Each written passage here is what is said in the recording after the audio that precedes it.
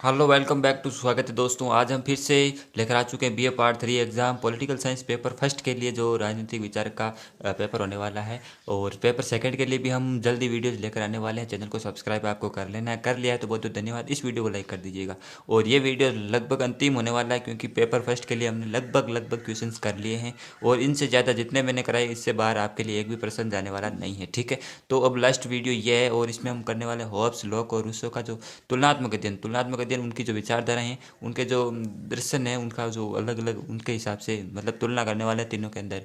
तो हम तीनों को बार बार अलग अलग भी पढ़ चुके हैं और अब हम इनकी तुलना करके पढ़ने वाले हैं। ठीक है, तो वैसे ये पीडीएफ मेरे द्वारा बनाई गई है और टेलीग्राम पर आप इसको डाउनलोड कर सकते हैं जिसका लिंक है डिस्क्रिप्शन में आपको मिल जाएगा। यूट्यूब पर चैनल सब्सक्राइब कर लीजिए। बीए फाइनल ईयर से रिलेटेड सभी जो पीडीएफ्स वगैरह है, नोट्स वगैरह आपको मिला करेगी। ठीक है, चलिए शुरू करते हैं। लॉक, रूसो और इसका तुलनात्मक अध्ययन। ठीक है, रूसो, लॉक और हॉब्स का। ठीक है, तो हॉब्स, लॉक और रूसो के तुलनात्मक अध्ययन में हमने जो मेन पॉइंट लिए हैं वो आप देख सकते हैं यहाँ पे। एक तो हम उनकी पुस्तकों के बारे में, क्योंकि पुस्तकों का प्रश्न डायरेक्ट एक नंबर का पूछा जाता है कि भाई हॉब्स की दो पुस्तकों के नाम, लॉक की पुस्तकों कोई सा भी आए इन तीनों में से, तो आपको ये लिख के रख लेना है और इस पेज का आप स्क्रीनशॉट ले सकते हैं, काम आएगा। और दूसरा जो पॉइंट रहने वाला है वो मानव स्वभाव, इसकी तुलना करेंगे। तीसरा प्राकृतिक अवस्था, मतलब इन्होंने अलग अलग वर्णन किया है प्राकृतिक अवस्थाओं का। चौथा जो पॉइंट है प्राकृतिक अधिकार। पांचवा समझौता का कारण। छठवां है जो समझौते के प्रकार। और सातवां है राज्य का स्वरूप। आठवां है राज्य के विरुद्ध जो अधिकार हैं उसके दिन। तो इन संबंध में इन तीनों दार्शनिकों ने क्या क्या कहा है और इनके क्या विचार है वो हम पढ़ने वाले हैं थोड़ी सी 5 से 10 मिनट के अंदर। ठीक है, काम आएगा आपको। इनमें से एक दो प्रश्न जरूर बनते हैं। तीनों में से कोई भी प्रश्न आए आप जरूर कर लेंगे इस वीडियो को देखने के बाद। चलिए शुरू करते हैं, लेट्स स्टार्ट। तो सबसे पहले हम तुलना करते हैं हॉब्स, लॉक और रूसो की जो पुस्तक है उनकी पुस्तकों के नाम देख लेते हैं। तो जो हॉब्स है उसकी एक पुस्तक तो है लेवियाथन, दूसरी एलिमेंट्स ऑफ लॉ और तीसरी है a dialogue on the civil arts. ठीक है, ये तीन पुस्तकें हॉब्स की है। अब तीन पुस्तकें मैंने क्यों लिखी है, क्योंकि मैंने आपको एक वीडियो में और भी बताया था कि प्रश्न ऐसा भी पूछ सकते हैं कि लेवियाथन के अलावा हॉब्स की दो पुस्तकों के नाम, तो आप क्या लिखेंगे। आप तो लेवियाथन और एलिमेंट्स ऑफ लॉ दो ही याद करके गए हैं, इसलिए मैंने आपके लिए ये तीसरी भी लिख के खोज के आपके लिए लेकर आया हूँ। जो बुक मैंने आपको टेलीग्राम पर प्रोवाइड कराई थी उसमें से मैंने ये सर्च करके लेकर आया हूँ। ठीक है, तो तीनों को आप याद कर लीजिएगा। हॉब्स की पुस्तकें लेवियथन, एलिमेंट्स ऑफ लॉ और a dialogue on the civil arts. ठीक है, वहीं अब लॉ की बात करते हैं। लॉ की कौन सी पुस्तकें, तो लॉ की मेरे सामने जो तीन पुस्तकें नहीं आई है, दो ही पुस्तकें आई है। ठीक है, तो वो एक है, पहली पुस्तक है टू ट्रीटिजेस ऑन गवर्नमेंट, ये पहली पुस्तक है लॉ की। ठीक है, तो लॉ की पहली पुस्तक ट्रीटिजेस ऑन गवर्नमेंट। दूसरी है एज कंसर्निंग ह्यूमन अंडरस्टैंडिंग, ये दूसरी पुस्तक है। ठीक है, बहुत ही मुश्किल भरे नाम है, इंग्लिश में है इसलिए, मगर आपको क्या करना है, इसको रट के ही रख लेना है, या फिर आपके पास कोई ट्रिक है तो वो आप इसके जरिए याद कर सकते हैं। और रूसो की एक ही पुस्तक है, वो नाम है उसका सोशल कॉन्ट्रैक्ट। ठीक है, तो रूसो की एक ही पुस्तक है, ये तो आराम से याद रह जाएगी, सोशल कॉन्ट्रैक्ट। तो ये इन तीनों की पुस्तकों के बारे में हो गया। फिर हम देखते हैं कि मानव स्वभाव के बारे में इन तीनों का क्या विचार है। तो सबसे पहले यहाँ पे हॉब्स है, हॉब्स ने मानव स्वभाव का क्या विशेषता बताई है, तो मैं आपको डायरेक्ट बता देता हूँ, आपको ज़्यादा पढ़ने की भी जरूरत नहीं है, तुरंत याद हो जाएगा। तो यहाँ पे हॉब्स है, यहाँ पे लॉक है और तीसरे नंबर पर कौन है, रूसो है। ठीक है, तो इन तीनों ने क्या क्या बताया। तो जो इस हॉब्स है उसने मानव स्वभाव के जो बुरा पक्ष है, यानी उसकी बुराइयों का ही वर्णन किया। किसने, हॉब्स ने। हॉब्स ने क्या किया है, केवल बुराइयों का वर्णन किया है। और वहीं जो लॉक है उसने अच्छाइयों का वर्णन किया है, लॉक ने केवल अच्छाइयों का वर्णन किया। और रूसो ने क्या किया है, रूसो ने जो अच्छाई है और जो बुराई उन दोनों का मिश्रण है, ये रूसो क्या है, मिश्रण इन दोनों का। यानी कि हॉब्स तो बुराइयों का वर्णन करता है, लॉक अच्छाइयों का वर्णन करता है, और रूसो है जो तीनों का, दोनों का मिश्रण है। कभी अच्छाई की भी उसने विशेषता लिख दी यहाँ पे और बुराई की भी इसने विशेषता लिख दी। तो देखते हम पढ़ते हैं मानव स्वभाव का क्या चित्रण किया है। तो हॉब्स ने केवल बुराइयों का वर्णन किया है, मैंने आपको बता दिया। अब जैसे बुराइयाँ कौन सी होती है मनुष्य के अंदर, एक तो स्वार्थी, झगड़ालू, ईर्ष्यालु, एकाकी प्रवृत्ति, पाशविक यानी पशु के समान, और भयग्रस्त, राक्षसी प्रवृत्ति। ये बुराई, जो बुराइयाँ हैं मानव स्वभाव की, उसने हॉब्स ने वर्णन किया इन बुराइयों का। ठीक है, अब वहीं जो लॉक है, लॉक ने क्या किया है, अच्छाइयों का वर्णन किया है। तो देखिए यहाँ पे केवल अच्छाइयों का वर्णन किसने किया है, लॉक ने किया है। जैसे सहयोगी, परोपकारी, शांतिप्रिय, दयालु, प्रेमी, सामाजिक, विवेकपूर्ण। तो इसने केवल बुराइयां देखी है, इसने केवल अच्छाइयाँ देखी है। ठीक है, किसने देखी है अच्छाइयाँ? लॉक ने देखी है। बुराइयां किसने देखी? हॉब्स ने देखी है। मानव स्वभाव का ये चित्रण किया है। तो डायरेक्ट अगर प्रश्न पूछ जाए कि लॉक ने मानव स्वभाव का क्या चित्रण किया है, तो इस आप लिख सकते हैं कि इसने केवल अच्छाइयों का वर्णन किया है, जैसे कि सहयोगी, परोपकारी, शांति प्रिय, दयालु, ऐसे। ठीक है, ये आप लिख सकते हैं। वही लॉक का भी पूछे तो ये लिख देना कि इसने केवल बुराइयों का वर्णन किया है। ठीक है, अब हम रूसो की देखते हैं कि रूसो ने क्या किया। रूसो ने दोनों का मिश्रण किया है। आदर्श बर्बर, आदर्श बर्बर का क्या मतलब है कि वो मनुष्य जो है वो बर्बर है, लेकिन आदर्श है, वो अब समझदार अवस्था में बर्बर है। भद्र पशु, भद्र पशु का क्या मतलब होता है कि पशु के समान है लेकिन अच्छी अवस्था में, भद्र पशु। ठीक, वहीं स्वाभाविक निर्दोष, स्वाभाविक रूप से निर्दोष है। कौन है ये? किसका वर्णन किया गया है? ये रूसो ने कहा है। मैंने कहा ना, इसने दोनों का मिश्रण किया है। इसका मतलब आप मान सकते हैं कि इसने लॉक से शुरुआत की है, लॉक से स्टार्ट किया है और होप्स पर जाकर छोड़ दिया। जैसे आदर्श बर्बर, अब आदर्श किसकी विशेषता है? अच्छे की। आदर्श तो अच्छा होता है, तो इसने ये लॉ की विशेषता ले ली। और बर्बर, बर्बर मनुष्य की बुरी विशेषता है, तो होप्स पर जाकर। तो आदर्श बर्बर, भद्र पशु, स्वाभाविक निर्दोष, पशु तुल्य, ये क्या लिखा है मैंने? हाँ, पशु तुल्य निष्पाप, यानी कि पशु के समान है मगर वो निष्पाप है। पशु के समान हरकतें करता है मगर वो निष्पाप है। और वहीं सहज भावना वाला बुद्धिहीन। ठीक है, उसके अंदर भावनाएं हैं लेकिन वो एक बुद्धिहीन है। इस मतलब इसने अच्छाइयों और बुराइयों का वर्णन किया है। ठीक है, ये शब्द आप ज़रा गौर फरमाइएगा और इनको ज़रा याद कीजिएगा। अगर एग्जाम में ऐसे ऐसे लिखेंगे तो आपके नंबर ज़्यादा आएंगे, ये चांस बनता है। फिर हम दूसरा पॉइंट देखते हैं कि तीसरा पॉइंट की प्राकृतिक अवस्था का क्या वर्णन किया है। तो सबसे पहले यहाँ पे अपना होप्स है। होप्स ने क्या किया है?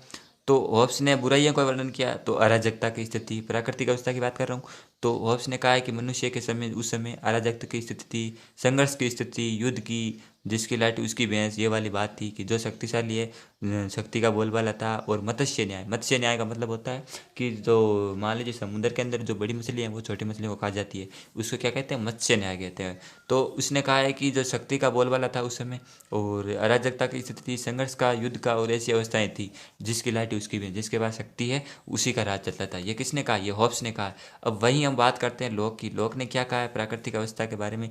तो लोक की प्राकृतिक अवस्था यह है कि मनुष्य शांति प्रियता, संपन्नता वाला, और सहयोग वाला, समानता और स्वतंत्रता की अवस्था, प्राकृतिक अवस्था। ठीक है, ये किसने कहा है? ये इसने कहा है लॉक ने। ठीक है, ये हॉब्स है यहाँ पे पहले नंबर, दूसरे नंबर पर लॉक है। ठीक है, तो लॉक ने तो अच्छाइयों का वर्णन किया है।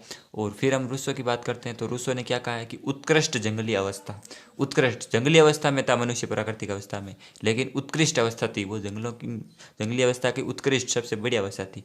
पशु जैसा एकाकी, पशु से ऐसा रहता है लेकिन वो एकाकी है, और मस्त जीवन उसका बीतता। स्वतंत्रता, समानता की अवस्था उस समय थी, ये रूसो का मानना है। ठीक है, प्राकृतिक अवस्था के बारे में।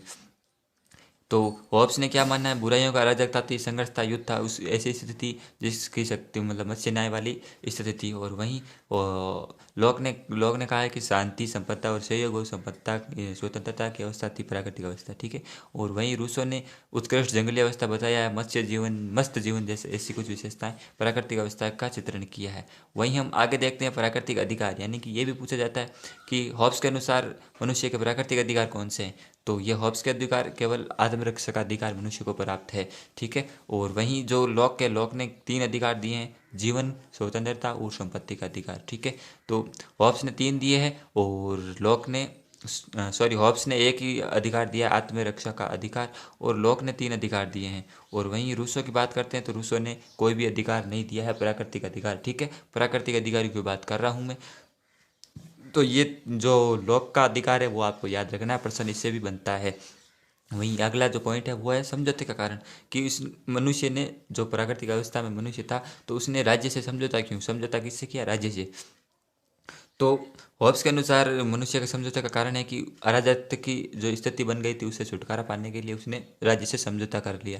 और वहीं लॉक के अनुसार इसने यह कहा है कि जो बिना राज्य के व्यक्ति के प्राकृतिक अधिकार है खतरे में। ठीक है, तो जब व्यक्ति के ये सब अधिकार थे, जीवन और स्वतंत्रता और संपत्ति का ये अधिकार थे, तो मतलब हर किसी के पास ऐसा अधिकार था, तो व्यक्ति में फिर लालच बढ़ने लगा। वो लालच बढ़ने लगा तो वो दूसरों को अधिकारों का क्या करने लगा? हनन करने लगा, उस पर अधिकार करने लगा। ठीक है, तो इसलिए उनका जो अधिकार है वो खतरे में आ गए। इसलिए व्यक्ति ने राज्य से समझौता कर लिया। ठीक है, ये समझौते का कारण है लॉक के अनुसार। ठीक है, और वहीं रूसो के अनुसार संपत्ति के उदय के कारण समानता स्वतंत्रता का खतरा बढ़ने लग गया।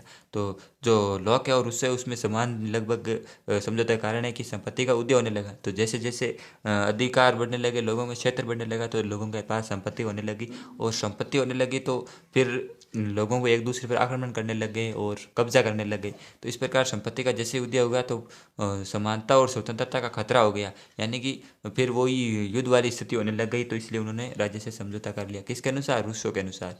ये कारण था समझौता का। फिर समझौते के प्रकार कौन कौन से? ठीक है, तो हॉब्स के अनुसार समझौते का केवल एक ही प्रकार है, यानी उसने मनुष्य का केवल एक ही समझौता होता है, वो है व्यक्ति प्लस व्यक्ति, यानी कि समाज या राज्य बनता है। यानी कि व्यक्ति व्यक्ति मिलकर क्या बनाते हैं? राज्य बनाते हैं। ये किसका मानना है? ये हॉब्स का मानना है। और वही जो लॉक है उसके अनुसार समझौता दो प्रकार से होता है। कैसे होता है? एक तो व्यक्ति और व्यक्तियों के द्वारा समाज का निर्माण होता है, और जो शासित है और शासक है उसके द्वारा राज्य का निर्माण होता है, ना कि लोगों द्वारा। तो व्यक्ति व्यक्ति से समाज बनाता है, और शासित और जो शासक है वो राज्य बनाता है। ठीक है, ये मानता है लॉक। और वहीं रूसो के अनुसार केवल एक ही प्रकार का समझौता है, तो व्यक्ति और व्यक्ति द्वारा क्या बनता है? समाज और राज्य। जैसा कि लॉक और इस हॉब्स और रूसो का सेम ही सिद्धांत है। वहीं अगला प्रकार देखते हैं, राज्य का स्वरूप। ये अगला पॉइंट है। तो राज्य का स्वरूप क्या क्या बताया है सबसे पहले हॉब्स ने?